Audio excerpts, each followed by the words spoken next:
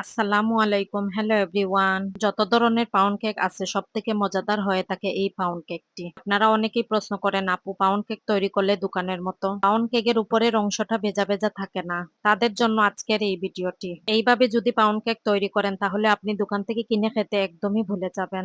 এই কেকটির টেস্ট, গ্রান এবং এত সুন্দর মোলায়ন মুখে দিলেই মিলিয়ে যায়। আপনি প্রতিটি বাইটে ওয়াও বলতে বাধ্য।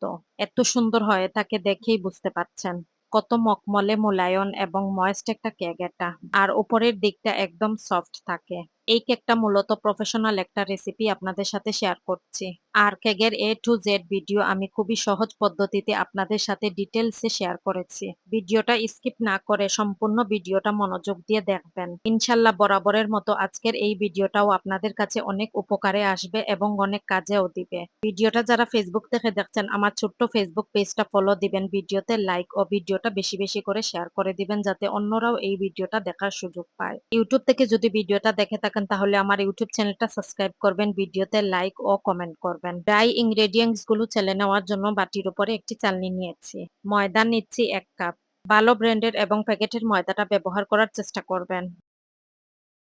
বেকিং পাউডার নিচ্ছি 1 চা চামচ। এখানে ফস্টারের বেকিং পাউডারটা ব্যবহার করেছি। আপনারা চাইলে অন্য যে কোনো ব্র্যান্ডের বেকিং পাউডারটা ব্যবহার করতে পারেন, তবে বেকিং পাউডারটা যেন ভালো ব্র্যান্ডের হয়। লবণ দিয়েছি 1 চিমটি। আপনারা যদি লবণটা দিতে না চান তাহলে স্কিপ করতে পারেন, তবে আমি মনে করি লবণটা দিলে টেস্টের দিক দিয়ে ভালো হয়। অফ ক্যামেরায় আমি আরো 2বার শুকনো উপকরণগুলো চেলে থাকি। একটি হ্যান্ড উইক্স দিয়ে শুকনো উপকরণগুলো খুব ভালো করে মিক্স করে নিব। রেসিপিটা যদি আপনাদের বুঝতে অসুবিধা হয় তাহলে আমি ডেসক্রিপশন বক্সে দিয়ে রাখবো, রেসিপিটা চেক করে নিবেন। মিক্স করে নেওয়ার পর শুকনো উপকরণগুলো ডেকে একটা সাইডে রেখে দেব। এই কেকের প্রধান বৈশিষ্ট্য হচ্ছে ফ্রেশ মালটা। মালটাটা ভালো করে ধুইয়ে এবং মুছে নিয়েছি। গ্রেটার দিয়ে খুবই সাবধানে মালটার খোসাটা গ্রেট করে নিচ্ছি। আপনারা মালটার খোসাটা গ্রেট করতে কিন্তু খুবই সাবধানতা অবলম্বন করবেন। গ্রেট করার সময় যদি আপনারা মালটার খোসার ভিতরের অংশটাও গ্রেট করে নেন তাহলে কিন্তু কেকটা একদম তিতা হয়ে যাবে। তাই কিন্তু খুবই সাবধানে মালটার খোসাটাই গ্রেট করে নিবেন। স্ক্রিনে হয়তো দেখতেই পাচ্ছেন কিভাবে আমি মালটার খোসাটা নিয়েছি।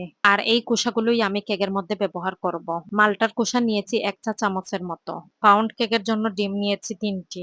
অবশ্যই রুম টেম্পারেচারের ডিমটা ব্যবহার করবেন। ফ্রিজের ডিমটা ব্যবহার করলে সেক্ষেত্রে 1 থেকে 1.5 ঘন্টা আগে ফ্রিজ থেকে ডিমগুলি নামিয়ে রাখবেন। ইলেকট্রিক বিটার দিয়ে ডিমের সাদা অংশ প্লাস ডিমের কুসুমগুলো একসাথেই বিট করে নিচ্ছি। অল্প কিছুক্ষণ বিট করার পর চিনি দিচ্ছি 1/2 কাপ।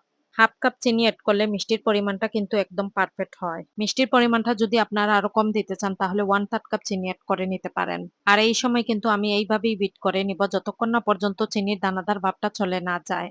আর আপনাদের হাতের কাছে যদি বিটারটা না থাকে তাহলে আপনারা এই কাজটা হ্যান্ড উইক্স দিয়েও করে নিতে পারেন, তবে সময়টা কিন্তু তুলনামূলকভাবে বেশি লাগবে। ডিমের সাদা অংশ প্লাস কুসুম এবং চিনি একসাথে বিট করতে করতে যখন দেখবেন এইরকম একটা সাদা স্টেকটা চলে আসছে এবং চিনিটা পারফেক্ট ভাবে মেল্ট হয়ে গেছে তখন বিটারটা অফ করে দিয়েছি। হাতের সাহায্যে দেখে নিচ্ছি চিনিটা পারফেক্ট ভাবে মেল্ট হয়েছে কিনা। চিনিটা পারফেক্ট ভাবে মেল্ট হয়ে যাওয়ার পর তেল দিচ্ছি 1/3 কাপ। তেলের পরিবর্তে আপনারা সমপরিমাণ এখানে বাটারও ব্যবহার করতে পারেন। অরেঞ্জ ইমালশন দিচ্ছি 1 চা চামচ। অরেঞ্জ ইমালশনটা দেওয়ার ফলেই কিন্তু কেকের মধ্যে অনেক স্ট্রং একটা ফ্লেভার নিয়ে আসে।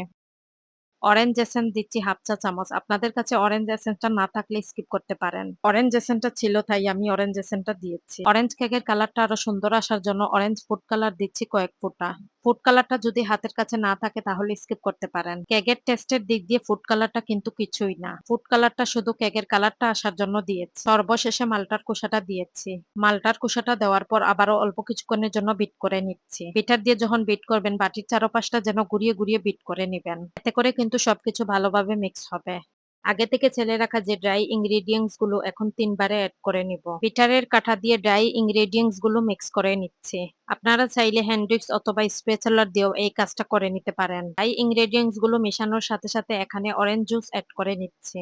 আর এখানে অরেঞ্জ জুস ছিল 1/4 কাপ। বিটারের কাঠা দিয়ে ফোল্ডিং মেথডে এক পাশ থেকে হাতটা ঘুরিয়ে ঘুরিয়েই কিন্তু ড্রাই ইনগ্রেডিয়েন্টস গুলো মিক্স করে নিতে হবে। দ্বিতীয়বারের মতো ব্যাটারের সাথে ড্রাই ইনগ্রেডিয়েন্টস গুলো আবারও অ্যাড করে নিয়েছি। সেম প্রসেসে একইভাবে মিক্স করে নিচ্ছি। কোনো ধরনের কেক অর্ডার করতে চাইলে আমার ফেসবুক পেজে ইনবক্স করতে পারেন। অনলি কুমিল্লা সিটির মধ্যে হোম ডেলিভারি দেওয়া হয়। আপনারা যদি আমার ভিডিওর প্রতিটা স্টেপ টু স্টেপ ফলো করেন 100% গ্যারান্টি দিয়ে বলছি আপনাদের সাথে পারফেক্ট একটা কেকের রেসিপি শেয়ার করেছি। ভিডিওটা স্কিপ না করে সম্পূর্ণ ভিডিওটা মনোযোগ দিয়ে দেখবেন এবং ভিডিওটা দেখে বাসায় ট্রাই করবেন। আমার প্রতিটা ভিডিওতেই কিন্তু আপনাদের সাথে প্রফেশনাল রেসিপিটাই শেয়ার করি, কারণ আমি চাই আমার মাধ্যমে যদি আপনারা কিছু শিখতে পারেন তাহলে আমার সার্থকতা।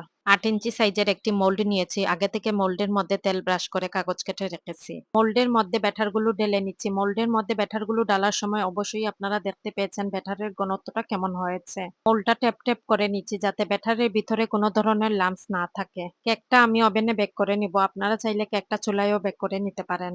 মাশাআল্লাহ, ওভেনে থাকা অবস্থায় কেকটা কতটা পারফেক্ট ভাবে ফুলে উঠেছে আপনারা স্ক্রিনে হয়তো দেখতেই পাচ্ছেন। আপনাদের বাসায় যদি ওভেন না থাকে তাহলে আপনারা সিলভারের হাঁড়িতে কেকটা চুলায়ও বেক করে নিতে পারেন। আর ওভেনের টেম্পারেচারটা সমান হয় না। আপনাদের ওভেনের টেম্পারেচার বুঝে আপনারা টাইমটা সিলেক্ট করে নিবেন। ওভেন থেকে কেকটাকে বের করার পর কেকটা যখন পুরোপুরি ঠান্ডা হয়ে গিয়েছে, তারপর মোল্ড থেকে কেকটাকে ছাড়িয়ে নিচ্ছি। গরম থাকা অবস্থায় কেকটাকে মোল্ড আউট করবেন না, এতে করে কিন্তু কেকটা ভেঙে যাওয়ার অনেকটাই চান্স থাকে। স্ক্রিনে হয়তো আপনারা দেখতেই পাচ্ছেন কেকটা কতটা হাইটে উঁচু হয়েছে এবং কেকটা অনেক বেশি সফট। কেকের কালারটাও কিন্তু দারুণ এসেছে। আর এই ধরনের কেকগুলো তৈরি করে আপনারা বাচ্চাদের টিফিনেও কিন্তু দিতে পারেন। দেখবেন বাচ্চারা কিন্তু অনেক আনন্দ নিয়ে এবং তৃপ্তি করে খাবে। আপনি যদি আপনার সন্তানের শারীরিক দিক চিন্তা করে একটু কষ্ট করেন তাহলে কি মন্দ হবে? আমি তো বলবো মন্দ হবে না, কারণ ঘরোয়া পরিবেশে স্বাস্থ্যসম্মতভাবে আপনার বাচ্চাকে ফ্রেশ খাবারটা আপনি নিজে তৈরি করে দিচ্ছেন।